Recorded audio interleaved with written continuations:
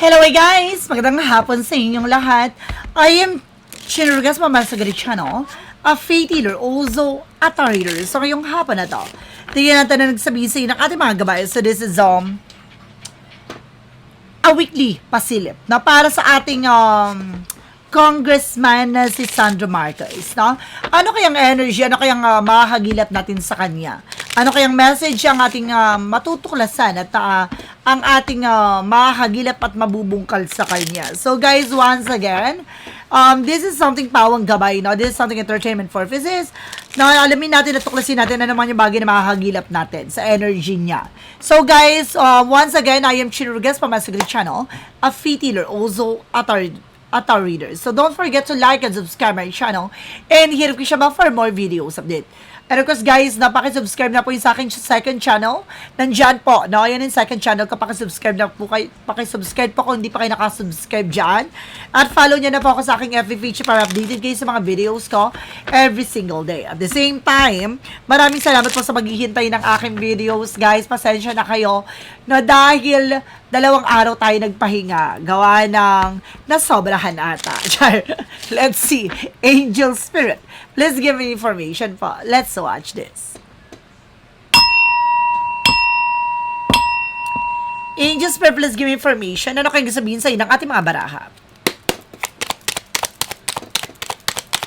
Tuklasin natin yan, guys. So, there is something with the Three of Cups. Now, there is something a party. So, there is a third party. Now, this is something related about sa tatlong babae. No? Meron ditong maaring nagsiselebrate o meron ditong parang kumbaga there's a plan, no? And of course, there's something guys with a star card for healing and recovery. Ano man yung bagay na maaring related dito kay Sandro Marcos na maaring magkaroon ng kagalingan, no? There's a star card for a wish fulfillment. Bagay na maaring matupad na naman yung bagay na kanyang hinihiling. And of course, there's a star card, ayan, star card. And of course, there's something with the Ace of Swords, something a breakthrough. Bagay na maaring masungkit ang corona. Bagay na maaring magbigay liwanag. Malalaman na ang pinaka-hidden agenda. No, kung bakit pilit siyang sinisira. And there's a mental clarity. Magbibigay ng kaliwanagan sa isipan ng mga tao. What is the additional messages? And there's a Hermit card. The Hermit card something the answer this year. So magbibigay kasagutan. Magbibigay kaliwanagan. No? Andito na, maaring may bagay na magbibigay sagot sa lahat ng katanungan. Now, let's see.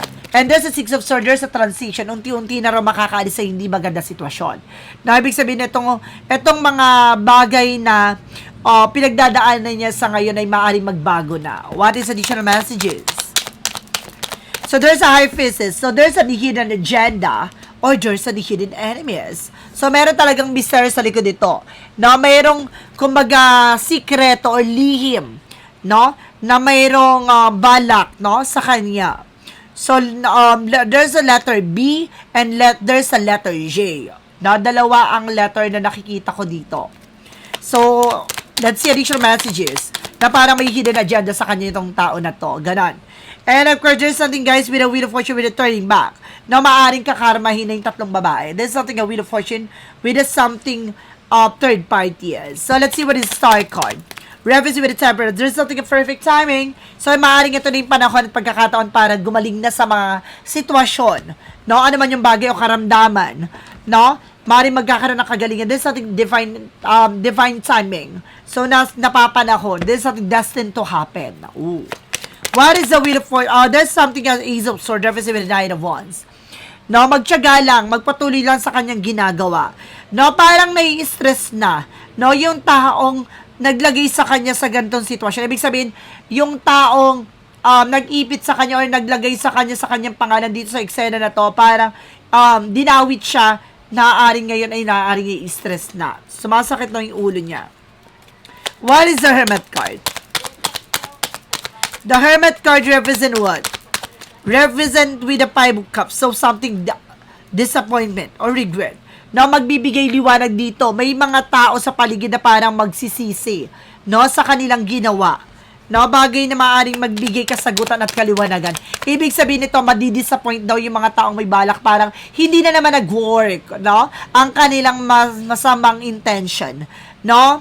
Sa kay kay Sandro Marcos. So, because this is something a page of because there's an interaction na mag-ingat siya sa mga travel niya, no, lalo na with the water. No, kung mayroon siyang trouble sa tubig, no, mag-ingat siya. Kung ano man yung bagay na kanyang kumbaga, pupuntahan, mag-ingat siya. And this is something the High Priestess. The High Priestess service with a 10 of 1, something burden. Ito mayroon talagang bagay na nagbibigay pagbigat sa sitwasyon. Ibig sabihin, meron sa paligid niya ang maaaring sumasabot at tumatrader sa kanya o maaaring gumagawa ng eksena. Mag-ingat siya sa paligid to. And of course, there's something with the page of 1. So, there's something good news. May magandang balita. Na may magandang impormasyon daw na darating. And there's a Four Pentacles na proteksyonan niya at pangalagaan niya ano man yung bagay na meron siya. No? Kumbaga, wag niyang ibaba yung sarili niya sa mga tao na to. Parang sinusubukan ng kanyang temper. No? And of course, there's something the Moon card, a revelation.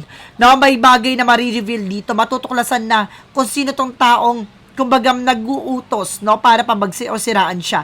No, pag lumabas yung Sun card dito, guys, maaaring there's a line up. No, kasi there's a star in the moon. Pag lumabas yung the sun, something line up. Naka-line up na yung mga mangyayari. And there's an Emperor being mature enough and being grounded. So, parang sinasabi dito na alam niya yung kumbaga pinaninindigan niya. Alam niya yung pinangahawakan niya. No, this is something parang ibabalik yung respeto. No, parang may mga tao sa paligid niya na parang madidisappoint na very powerful tong batang to. And because there's a King of Wands, something aberration, na unti-unti na raw makikita now what is the hidden intention, bakit nila ginagawa to, malalaman na raw. And there's a seven of cups na para guluhin, no, para i-distract yung mga tao sa paligid, yung mga tao or mamamayang Pilipino para i-distract, no, or parang kumaga yun yung option nila para inisen or sirain, no, ang ating congressman o either yung family niya, no, dahil parang umikot na yung eksena para siya naman yung babatuhin ng eksena. Parang I feel something pagkatapos ito si naman first lady naman ang gagawa nila ng eksena, no, pagkatapos ng kanyang mother pagkatapos niya I feel something nanay niya naman ang titiradahin dito. And there's a Six of Wands. So, there's a victory. May bagay na magtatagumpay na dito. May magandang balita na paparating. Now, let's see additional messages. Represent, guys, with the Queen of Pentacles. Being mature enough and being grounded. No? Pangalaga at protection na niya. Ano man yung bagay o plano niya. No? Meron ditong babae napaka-greedy. No? This is something a perfect time. Pinapaalalahan na mag-ingat siya. Dahil ito na yung panahon at pagkakataon para malantad siya. No? Itong babae na to. And if there's something, guys, na there's a Hierophant. No, this is something a religious, something na bulgar. No, ibig sabihin nito, ang taong ang utak nitong eksena na to ang nagbigay ng kumbaga pa kaya siya inipit or kaya siya dinawit dito kasi may utak ng eksena at ito yung babae na to. No? Ibig sabihin kaya nagsalita si Saldico nang dinawit si Sandro Marcos kasi yung babaeng tong tao na to ay may inggit sa kanya or may galit kay Sandro. Ay, kilala niyo na to kung sino to. No? Ibig sabihin na tong babae na to konektado kay Saldico. No? Kumbaga siya yung gumagawa ng script, siya yung gumagawa ng eksena. No? I feel something na lumalabas na talaga. No? Ano talaga yung connection? And there's a Three of Pentacles. No? This is something, kumbaga, a work or teamwork. No? Parang meron dito pinagtutulungan talaga siya dito. Pero, kumbaga, parang madidisappoint yung mga nagbabalak sa kanya kasi hindi talaga magsasucceed. And this is a Queen of Cups. No? May hinala na siya dito na kasi nitong babae ang may pakanan na lahat. At ito yung taong trumaydor sa kanilang pamilya. Oh, kilala nyo na, the High Priestess, something an hidden agenda or hidden enemies na nagbigay pabigat sa sitwasyon at guguluhin yung eksena para mawala, no, para mabaling yung atensyon sa kanya at sa pamilya niya. And there's a Ten of Swords. Itong tao na to ay sumabutahe at tumatraidor sa kanila. Ibig sabihin, itong tao na to, isa sa tatlong babae ang utak ng eksena. At itong babae na to ay related sa kanila. Ay, kilala nyo na kung sino tinutukoy ko. O, di ba? Ibig sabihin, unti na nalalabas. No?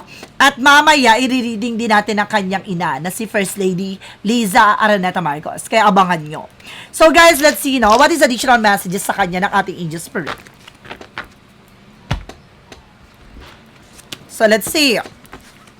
Tuloy-tuloy na to guys ang upload natin. Then of course mag-upload din ako ng zodiac sign and no horoscope kasi marami nag-aabang talaga. Pasensya na kayo guys ha. Yung mga pasyente ko dyan, yung mga client ko dyan na naghihintay ng zodiac sign, paantabay lang po ha. Gagawin natin lahat para makapag-upload tayo.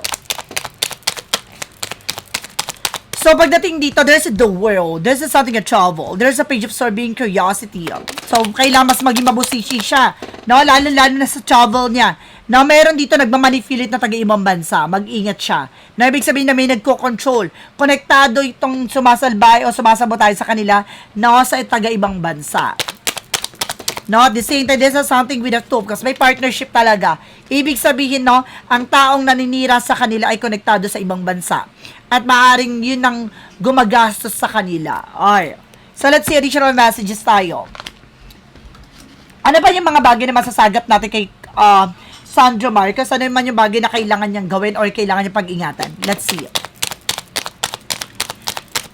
So, there's a seven of wands. Protected. Nakita niyo yan? There's something protected. Pero kung there's something with the seven of swords, mag-ingat siya. No, protection ninyo yung sarili niya dahil nasa paligid lang ang sinungaling at manloloko. Mag-ingat siya. The seven of swords, something at cheating, lying. No, mag-ingat siya sa mga pagkakatiwalaan niya, ha? No, nasa paligid. Ibig sabihin, meron siya sa paligid na hindi niya kailangan pagkatiwalaan. And there's something a girl, na mayroon ditong babae na nag-aaligid din sa kanya. No? And there's something a two pentacles, no? Maging balanse siya sa mga taong pagkakatiwalaan niya. And there's something as four of cups. Now, just to evaluate or analyze. May mga bagay na kailangan niyo pag-isipan, klaruhin, liwanagin. One more card, please, to clarify this message. No, and this something a Knight of Swords. Bibilis na raw ang takbo ng sitwasyon. No, makakaalis na raw sila dito sa mga kasinungalingang ibinabato sa kanila. No? Kumbaga, kaya to ginawa para guluhin lang daw sila. So, wag siya magpapadistract. No? Tuloy-tuloy niya yung ginagawa niya, ipakita niya ang katotohanan sa likod ng bagay na totoong alam niya, no? Totoong nangyari. So, or maaring, kung ano man yung bagay na related at maaring kasinungalingan ng mga tao na yan ilabas niya, kung ano ba talagang katotohanan sa likod nun. So, let's see. Huwag niyang hayaan na i-distract or parang ikutin yung eksena, no? Additional messages. And of course, there's a Knight of Swords. No, there's something a toxic and negative bitis, no, around. Ibig sabihin, napapalibutan siya ng toxic. No, nasa paligid at may mga naiinggit behind the scene. No, and this is a Queen of Wands. Babae talaga. May babae sa paligid niya naiinggit sa kanya. No? I feel something connected din to doon sa nag-utos, no? Oh my God, there's a black sheep. No, parang there's a black sheep ako na sense dito. Alam niyo na yon. Na pagdating sa family, may black sheep talaga. And there's something of the Eight of Cups, no?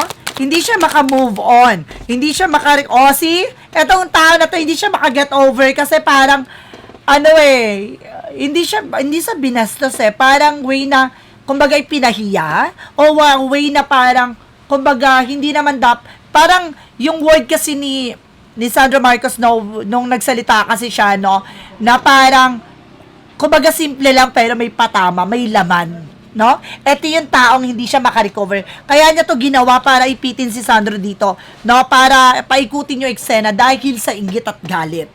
No? Hindi siya maka-move on, no? Sa ginawa ni Sandro Marcos, no? Dahil dun sa sinabi niyang statement. Diba?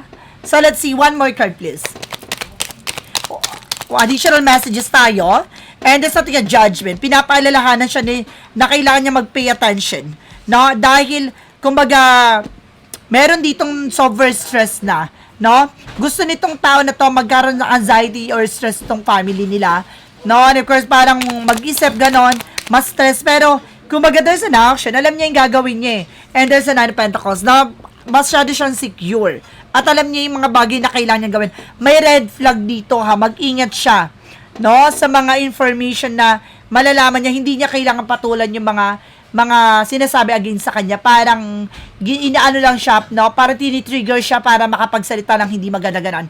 No, huwag siyang gagawa ng action about that. And of course, there's something, guys, with the lovers.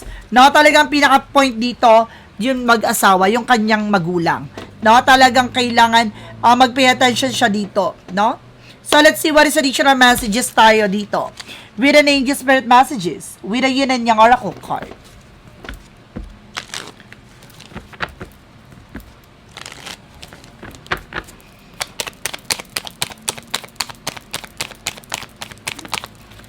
Now, there is something decision. May mga bagay dito na kailangan niya magdesisyon. Now, there is something decision. Nagkakaroon siya ng parang doubt and fear kung ilalaban niya o ba hindi. Now, this is something is fine looking, watching. Sabi ko na nga ba may nag-i-spice talaga sa kanya. No, mayroon sumusubaybay sa kanya.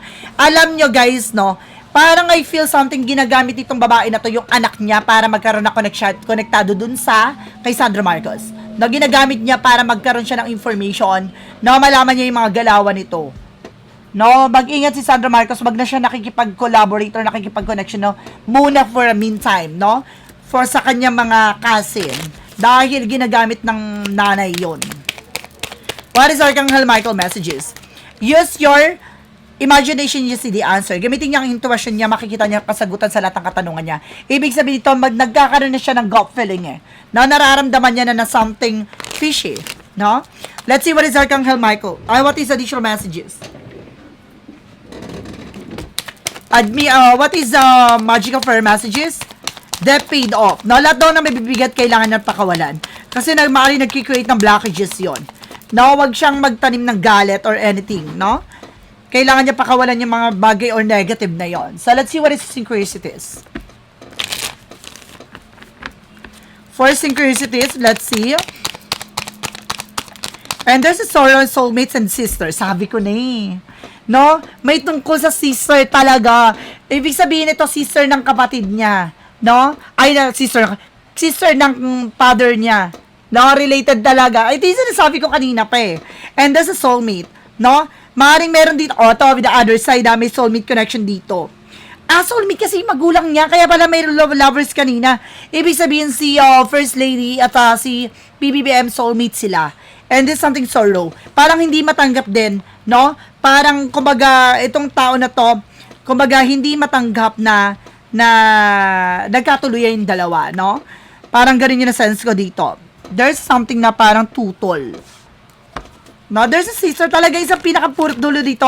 Merong hinatid, diba ito yung sister, sinasabi ko, na may ibon siyang hawak-hawak, kaya yung ginagamit niyang messenger, no, parang, kumbaga ginagamit niya para pumunta doon na makakuha ng information, so there's a spine looking.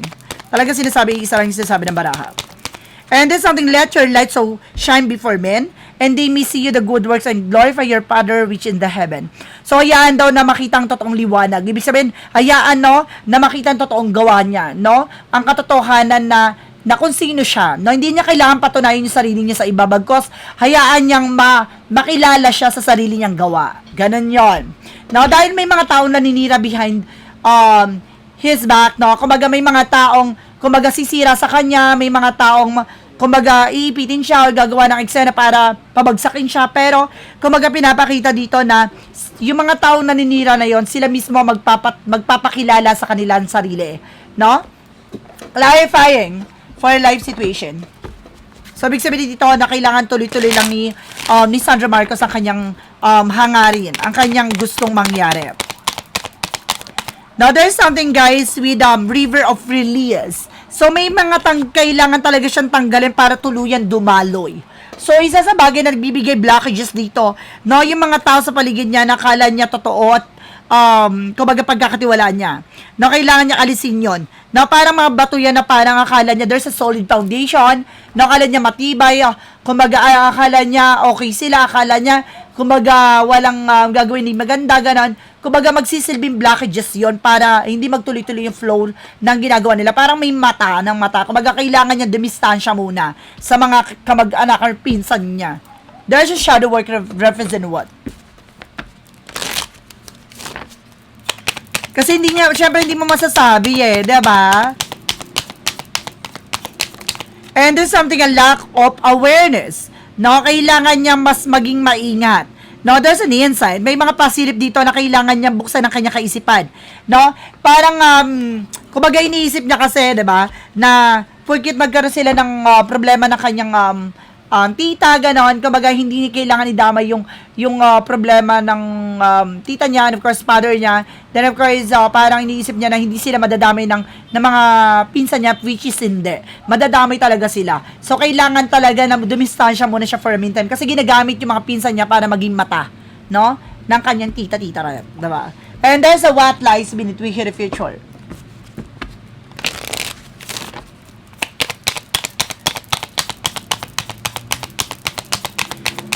What lies beneath we hear the future?